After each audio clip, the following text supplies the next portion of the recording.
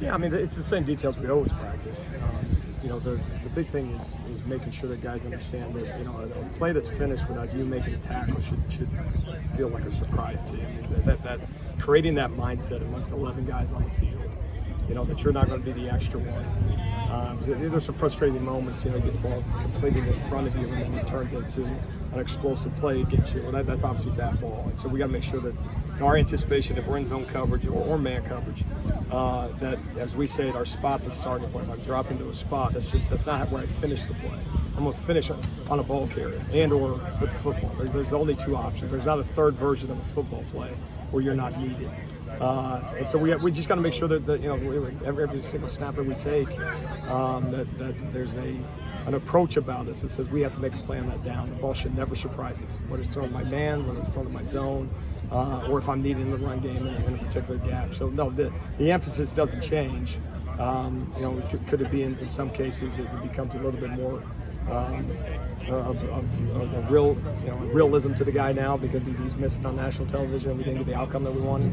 That maybe some of those coaching points were real. And yet you hate to think you're going to learn in some of those environments that way that you couldn't get done on the practice field in the first 6 games. But the tape's the tape, so we got to make sure that we do a better job coaching. Did you feel like the guys were where they needed to be on that 2-point conversion play? Is that kind of an example of what you're talking about? Yeah, I mean, you do a good job in coverage. That's what you're going to buy. That can't surprise us. And one of the things we talk about in the defensive front, this is you can't rush past the quarterback.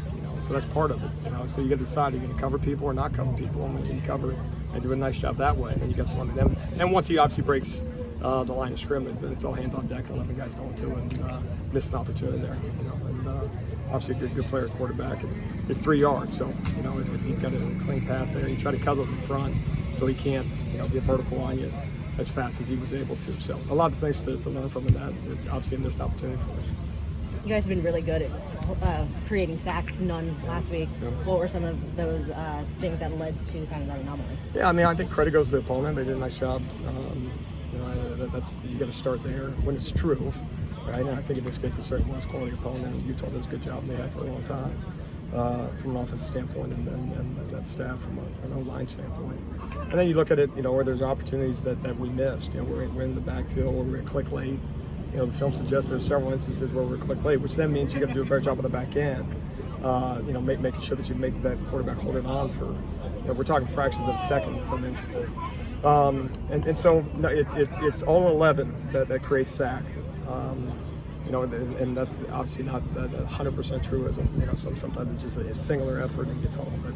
But so often it's the extra effort on the front because you did such a good job on the back end. And some of those instances, the ball comes out quick. And if the ball comes out quick, we have to do a good job getting it tackled and on to the next play. So no, it's a combination of those things. We got to do a better job in coverage to make the quarterback hold on to the football. We got to make sure that we're winning some one-on-ones up, and we can't be okay just saying, "Oh shucks, we're close." We got to get there faster. It's just that's the nature of it. When there's one guy like the tight end was just kind of beating you over and over, how do you balance all out with him and kind of staying with what you do and what you're comfortable with? You mix it. I mean, if you looked at it, there's zone, and then they catch a 4-yard pass, and you got to go tackle it. When the 4-yard pass turns into 19, then there's an issue. It doesn't matter who catches the football. Is he making people miss, or are we just not tackling them? And again, credit to that individual player because he does a real nice job. And then it's man coverage. Okay, well, we got to win a one-on-one. And then it's 2-man where you get safety help over top and the linebacker running with it. So if it was one thing, then you say, well, we shouldn't have done that one thing. If it's everything, then we got to look at it through the lens of we got to make sure that we win some of those battles. And some of that, again, let's go back to the 11-man footballs. We got to get home. We can't allow the quarterback to put it on the money every single time. And he made some plays, and that's going to happen. But certainly the most frustrating ones are the ones that are caught in front of you. You say, limit the game, go make a tackle, let's go next snap. And now it's 1st and 10, and it's 20 yards upfield. So that can't happen. You can't play good defense that way. And we understand that, and unfortunately we put it on tape, and we got the result we got because of it. How have the guys done handling all those points this week? Like, how's it looked this week in terms of what you? No, I think good. I mean, what you can't do is you can't take 60, whatever, 70-some odd reps on Saturday and then say all the reps the 16 before didn't happen. I mean, that's just not the appropriate thing to do. However, we do believe in one-game evaluations. Okay, let's stick to, was it good enough? No. Thumbs down. What was the coverage good enough? No. Was the pass rush good enough? No. And then we got to, as coaches, making sure that we put the onus back on us is from a preparation standpoint. Is there anything that way? And then all you're trying to do is be better for it, because the worst thing that can happen is obviously not get the outcome that you want. Say you're close and say, oh, we'll just be better next time.